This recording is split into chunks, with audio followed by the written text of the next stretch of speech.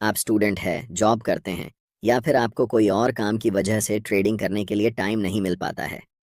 हो सकता है आप स्टॉक रिसर्च नहीं करना चाहते हो, या फिर दिन भर कंप्यूटर के सामने बैठना नहीं चाहते।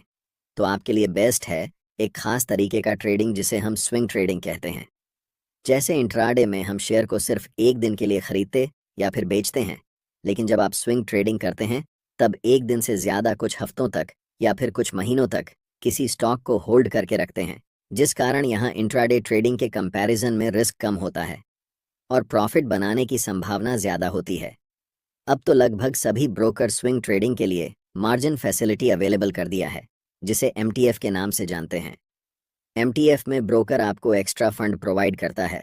फॉर एग्जाम्पल, अगर आपके पास 25 रुपये है जिससे आप एबीसी कंपनी का शेयर खरीदना चाहते हैं और उस कंपनी का शेयर प्राइस अभी 100 रुपये है, जब आप एमटीएफ फैसिलिटी यूज़ करेंगे तो आप 100 रुपये की शेयर्स को 25 रुपये में खरीद सकते हैं।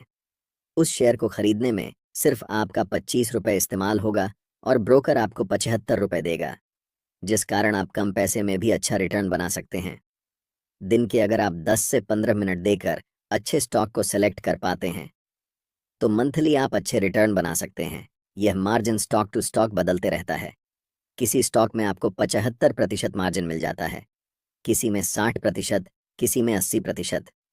इस वीडियो में हम डिटेल में डिस्कस करेंगे कि स्विंग ट्रेडिंग कैसे करते हैं, स्विंग ट्रेडिंग में स्टॉक को कैसे सेलेक्ट करते हैं, और अंत में मैं एक ऐसी स्विंग ट्रेडिंग स्ट्रेटजी शेयर करूंगा जिसने मुझे अब तक सबसे ज़्यादा प्रॉफिट दिया है।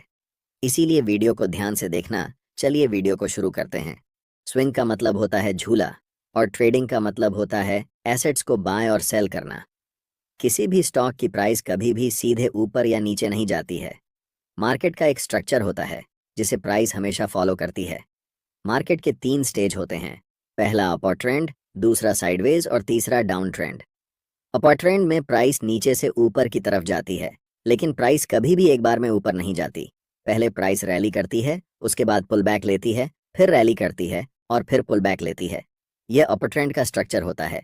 जब प्राइस पुल बैक करती है तो स्विंग ट्रेडर्स के लिए यह एक अपॉर्चुनिटी होती है कि प्राइस की अगली रैली को ट्रेड में कैप्चर कर सकें और प्रॉफिट बना सकें। जब मार्केट साइडवेज रहता है, प्राइस एक रेंज में ऊपर नीचे होती रहती है। रेंज के ऊपरी लेवल को रेजिस्टेंस लेवल कहते हैं और रेंज के निचले लेवल को सपोर्ट लेवल कहते हैं। जब प्राइस रेजिस्टेंस लेवल से टकराकर नीचे आती है और सपोर्ट एरिया के पास आकर कोई स्ट्रांग बुलिश कैंडल बनती है, तब स्विंग ट्रेडर्स के लिए यह एक अपॉर्चुनिटी होती है कि अगली रैली में जब प्राइस सपोर्ट लेवल से रेजिस्टेंस लेवल तक जाए तो उसे कैप्चर करके प्रॉफिट बना सकें। साइडवेज मार्केट के दौरान ट्रेड में एंट्री करने के लिए सपोर्ट लेवल पर जब कोई बुलिश कैंडल बनती है तब ट्रेड में एंट्री लेते हैं, जिसमें हमारा स्टॉप लॉस सपोर्ट लेवल के नीचे होता है और टारगेट रेजिस्टेंस लेवल। इसी तरह डाउन ट्रेंड होता है जहां प्राइस नीचे जाती है, लेकिन प्राइस कभी सीधे नीचे नहीं जाती। पहले प्राइस नीचे रैली करती है, फिर पुल बैक लेती है, फिर रैली करती है और फिर पुल बैक लेती है। इस तरह से जब प्राइस डाउन ट्रेंड में होती है तो पुल बैक के बाद अगली रैली आने से पहले हम ट्रेड में एंट्री करते हैं और इस पूरी रैली को ट्रेड में कैप्चर करके प्रॉफिट बनाते हैं। स्विंग ट्रेडर्स को बेनिफिट मिल जाता है कि उस स्टॉक की फंडामेंटल देखने की ज़्यादा ज़रूरत नहीं होती। अगर आती है तो ठीक बात है, लेकिन अगर नहीं भी आती है फंडामेंटल एनालिसिस, तो भी आप स्विंग ट्रेडिंग कर सकते हैं।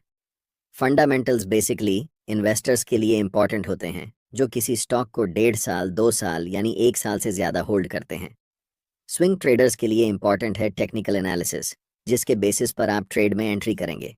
इसलिए टेक्निकल एनालिसिस ट्रेडिंग करते हैं तब आपके पास कोई लिमिटेशन नहीं होता कि किसी शेयर को कितने दिन तक होल्ड करेंगे, क्योंकि जब आपका ब्रोकर आपको एमटीएफ फैसिलिटी प्रोवाइड करता है तो उसके एग्रीमेंट में साफ साफ लिखा होता है कि जो पैसा आपको ब्रोकर प्रोवाइड कर रहा है उस पर ब्रोकर एक फिक्स्ड इंटरेस्ट रेट चार्ज करता है। जनरली यह इंटरेस्ट रेट 10% से 12% प्रति वर्ष होती है और वह स्टॉक को आप लाइफ टाइम तक होल्ड करने की परमिशन देता है। लेकिन आप स्विंग ट्रेडर हैं तो आप 5 से 10 दिन या फिर महीने तक स्टॉक को अपने पोर्टफोलियो में रखते हैं और जब आपको डिसेंट प्रॉफिट मिल जाता है तब स्टॉक को बेच देते हैं। स्विंग ट्रेडर्स के लिए सबसे इंपॉर्टेंट होता है सही स्टॉक को सेलेक्ट करना जो उसे प्रॉफिट बनाकर दे सके। इसलिए अगर आप अब तक ध्यान नहीं दे रहे थे तो कोई बात नहीं, अब ध्यान से देखिए। अगर आपने स्विंग ट्रेडिंग में अच्छे स्टॉक को सेलेक्ट करना सीख लिया तो आप यहाँ से रेगुलर इनकम बना सकते हैं। अब जानेंगे कि जिस स्टॉक में हम ट्रेड करने वाले हैं उस स्टॉक में क्या क्या गुण होने चाहिए। स्टॉक को सेलेक्ट करते समय आपको कुछ गाइडलाइंस को फॉलो करना होगा। यह बहुत इंपॉर्टेंट है, लेकिन ज़्यादातर ट्रेडर्स इसे इग्नोर करते हैं। अगर आप इस गाइडलाइन को फॉलो नहीं करेंगे तो आपको टेक्निकल एनालिसिस की जानकारी होते हुए भी ट्रेड में लॉस हो जाएगा। स्टॉक सिलेक्शन के समय हमें इस बात को एश्योर करना है कि उस स्टॉक में वोलेटिलिटी हाई हो। वोलेटिलिटी का मतलब है कि प्राइस एक जगह स्थिर नहीं होनी चाहिए। प्राइस में उतार चढ़ाव होगा तभी आप स्विंग को कैप्चर कर पाएंगे और प्रॉफिट बना पाएंगे। इसीलिए स्टॉक को सेलेक्ट करते समय उसकी वोलेटिलिटी हाई होनी चाहिए। दूसरी गाइडलाइन जिसे आपको फॉलो करना ही है वह है लिक्विडिटी। जिस स्टॉक को आप सेलेक्ट कर रहे हैं उसमें लिक्विडिटी होनी चाहिए। लिक्विडिटी का मतलब है वॉल्यूम, जहां ज़्यादा क्वांटिटी में शेयर्स की खरीद और बिक्री हो रही हो। मार्केट में जितनी क्वांटिटी के बाय ऑन ऑर्डर एग्जीक्यूट होते हैं उतनी ही क्वांटिटी के सेल ऑन ऑर्डर भी एग्जीक्यूट होते हैं। इसीलिए ऐसे स्टॉक को चुनना चाहिए जहां लिक्विडिटी ज़्यादा हो। इन दोनों गाइडलाइंस को फॉलो करके स्टॉक को सेलेक्ट करना आपके लिए मुश्किल हो सकता है। अगर आप इतना रिसर्च नहीं करना चाहते तो आपके लिए सलाह है कि आप लार्ज कैप और मिड कैप के स्टॉक्स को ही सेलेक्ट करें। स्मॉल कैप के स्टॉक्स को सेलेक्ट करना आपके लिए लॉस का सौदा हो सकता है, क्योंकि छोटे स्टॉक्स को ऑपरेटर द्वारा आसानी से मैनिपुलेट किया जा सकता है, जिससे ऐसे स्टॉक्स में टेक्निकल एनालिसिस अच्छे से काम नहीं करता है। दूसरा, छोटे स्टॉक्स में लिक्विडिटी का इशू हो सकता है, इसलिए भी इन्हें अवॉइड करना चाहिए। अब बात करते हैं स्ट्रेटजी स्टॉक सिलेक्शन की। वैसे तो स्विंग ट्रेडिंग के लिए मार्केट में बहुत सारी स्ट्रेटजीज हैं, लेकिन हम यहाँ उसी की बात करेंगे जिसे मैं खुद यूज़ करता हूँ। हम आपको एक ऐसा मैजिक सेटअप बताएंगे जिसे यूज़ करके आप हाई रिस्क रिवॉर्ड रिटर्न वाले ट्रेड में एंट्री लेकर बड़े प्रॉफिट बना सकते हैं। ये स्ट्रैटेजी मैं खुद भी यूज़ करता हूँ और ये मेरे लिए बहुत अच्छा काम करती है। लेकिन उससे पहले हमें वॉल्यूम को जानना होगा कि वॉल्यूम क्या है। वॉल्यूम एक पार्टिकुलर टाइम में कितने बाय ऑर्डर और कितने सेल ऑर्डर एग्जीक्यूट हुए ये बताता है। मतलब अगर हम वन डे टाइम फ्रेम में चार्ट को लगाते हैं तो हर एक कैंडल हमें पूरे दिन में मार्केट कहाँ से शुरू हुई, कहाँ बंद हुई, कितना ऊपर तक गया और कितना नीचे तक गया, ये सारा इन्फॉर्मेशन बताती है। उस कैंडल के नीचे चार्ट के बेस पर हमें वॉल्यूम दिखता है, जो बताता है कि उस दिन कितनी क्वांटिटी में उस स्टॉक के बाय और सेल ऑर्डर एग्जीक्यूट हुए। आपको पता है कि मार्केट में बाय और सेल एग्जीक्यूटेड ऑर्डर्स बराबर होते हैं। फॉर एग्जाम्पल, अगर इस दिन एक 120 क्वांटिटी में बाय ऑर्डर लगे लेकिन सिर्फ 100 क्वांटिटी में सेल ऑर्डर लगे, तो इस सिचुएशन में 100 क्वांटिटी ही एग्जीक्यूट होंगी, बाकी बचे बायर्स की 20 क्वांटिटी बची रह जाएगी। यहाँ पर बायर्स की 100 क्वांटिटी और सेलर्स की 100 क्वांटिटी का मतलब है कि इस दिन टोटल वॉल्यूम 100 होगी। जब कभी भी चार्ट्स पर हमें ज़्यादा वॉल्यूम दिखे, यानी कि वॉल्यूम बार की हाइट नॉर्मल वॉल्यूम बार से थोड़ी ज़्यादा हो, इसका मतलब होता है कि उस स्टॉक में उस पार्टिकुलर टाइम में ज़्यादा बाय और सेल ऑर्डर्स एग्जीक्यूट हुए हैं। लेकिन नॉर्मल ट्रेड की तरह हमें सिर्फ हाई वॉल्यूम पर ट्रेड एंट्री नहीं लेनी है। हम बहुत सारे कन्फर्मेशन देखेंगे ट्रेड लेने से पहले, जिससे हमारी ट्रेड की एक्यूरेसी 70 से 80% होगी। ट्रेड लेते समय हमें ऐसे स्टॉक को ढूंढना है जहां पर प्राइस स्ट्रॉन्ग अपर ट्रेंड में चल रहा हो। यह हम कैसे ढूंढेंगे, यह भी जान लेते हैं। हमें गूगल पर सर्च करना है 52 हफ्ते हाई स्टॉक्स, तो हमें मनी कंट्रोल की वेबसाइट दिखेगी जिसे ओपन करना है। यहाँ पर आपको सारे स्टॉक्स के नाम दिख जाएंगे जो 52 हफ्ते की हाई पर चल रहे होंगे। इन सभी को आप अपने ट्रेडिंग व्यू या जिस ब्रोकर में ट्रेड करते हैं वहाँ पर विश लिस्ट में ऐड कर लेना है। चलिए जानते हैं ट्रेड में एंट्री के लिए हम कौन कौन सी चीज़ चार्ट्स पर देखेंगे। नंबर 1, उस स्टॉक की प्राइस स्ट्रॉन्ग अप ट्रेंड में हो। स्ट्रॉन्ग अप ट्रेंड मतलब हायर हाई बनाते हुए ऊपर की ओर जा रही हो। नंबर 2, उस चार्ट पर कंटिन्यूअस पैटर्न होना चाहिए। कंटिन्यूअस पैटर्न में असेंडिंग ट्रायंगल या फ्लैग एंड पोल होना चाहिए। बहुत सारे ट्रेडर्स चार्ट पैटर्न्स को रैंडमली ट्रेड करते हैं और लॉस कर लेते हैं, लेकिन उन्हें यह नहीं पता होता कि किस चार्ट पैटर्न को किस सिचुएशन में ट्रेड करेंगे। तीसरा मोस्ट इंपॉर्टेंट पॉइंट, जब प्राइस ब्रेकआउट कैंडल की हाई को तोड़ेगी तभी हम ट्रेड में एंट्री लेंगे। और नंबर 4, ब्रेकआउट वॉल्यूम बार के पहले की वॉल्यूम डिसेंडिंग ऑर्डर में हो, मतलब पहले बड़ी बार, उसके बाद धीरे धीरे बार की साइज छोटी हो रही हो और अचानक से ब्रेकआउट कैंडल की वॉल्यूम बार प्रीवियस वॉल्यूम बार से ज़्यादा बड़ी हो, तभी हम ट्रेड में एंट्री करेंगे। एग्जिट के फिर 2 तरीके होंगे।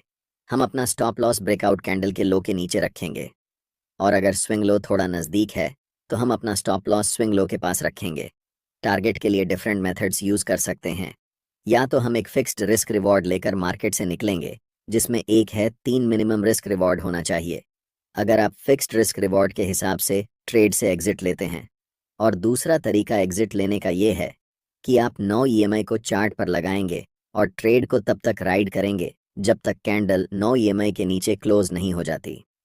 ज़्यादातर केस में मैं 9 ईएमआई को फॉलो करता हूँ ट्रेड को एग्जिट करने के लिए, क्योंकि स्विंग ट्रेडिंग में जब प्राइस एक बार बढ़ना शुरू होती है तो बहुत दिनों तक अप ट्रेंड चलती है, जिससे हमें बड़े प्रॉफिट कैप्चर करने का मौका मिलता है। चलिए अब इसे एग्जाम्पल की मदद से समझते हैं। स्क्रीन पर दिख रहा चार्ट 1 डे टाइम फ्रेम में IRFEC का है, जो पहले से अपर ट्रेंड में है। ध्यान से देखिए, जब प्राइस बढ़ रही थी तब वॉल्यूम भी बढ़ रही थी, जिसका मतलब होता है कि यह अपर ट्रेंड रियल और स्ट्रैंग अपर ट्रेंड है। पहले अपर ट्रेंड को हम कभी भी प्रिडिक्ट नहीं कर सकते, लेकिन नेक्स्ट अपर ट्रेंड को हम प्रिडिक्ट कर सकते हैं, और हम इसी नेक्स्ट अपर ट्रेंड को ट्रेड करने वाले हैं।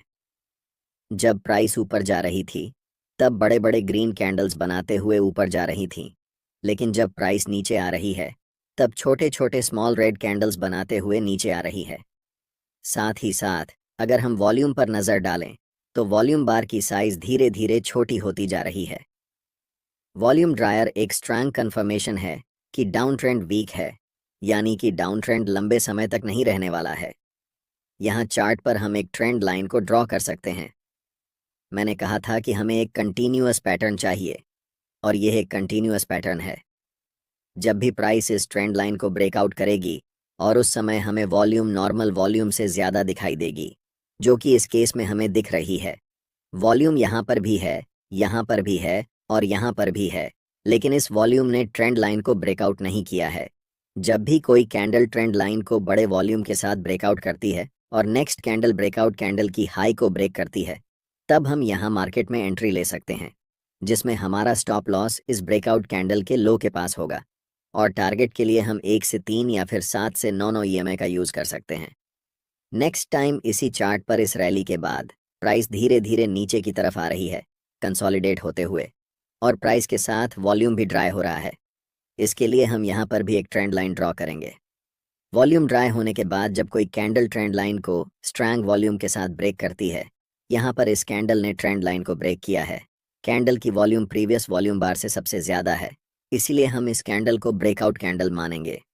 और जब भी प्राइस इस कैंडल की हाई को ब्रेक करेगी, हम यहाँ पर एंट्री लेंगे, जिसमें हमारा स्टॉप लॉस इस ब्रेकआउट कैंडल के लो के पास होगा, और एग्जिट हम या तो 1 से 3 के रिस्क रिवॉर्ड पर करेंगे, या फिर जब तक प्राइस 9 ईएमआई के नीचे क्लोज नहीं हो जाती तब तक हम ट्रेड को राइड करेंगे। इसी सिचुएशन में अगर आप देखेंगे तो अप ट्रेंड के दौरान प्राइस हाई बनाते हुए जा रही थी, और जब प्राइस ऊपर जा रही थी तब वॉल्यूम भी बढ़ रही थी, जो कंफर्म करता है कि अप ट्रेंड स्ट्रॉन्ग था। इस वीडियो में हमने सीखा कि वॉल्यूम और प्राइस एक्शन का यूज़ करके हम कैसे बड़े प्रॉफिटेबल ट्रेड सेटअप्स ढूंढ सकते हैं और कैसे उन्हें ट्रेड कर सकते हैं। इस स्ट्रैटेजी को यूज़ करने के लिए प्रैक्टिस और डिसिप्लिन दोनों की ज़रूरत होती है, इसलिए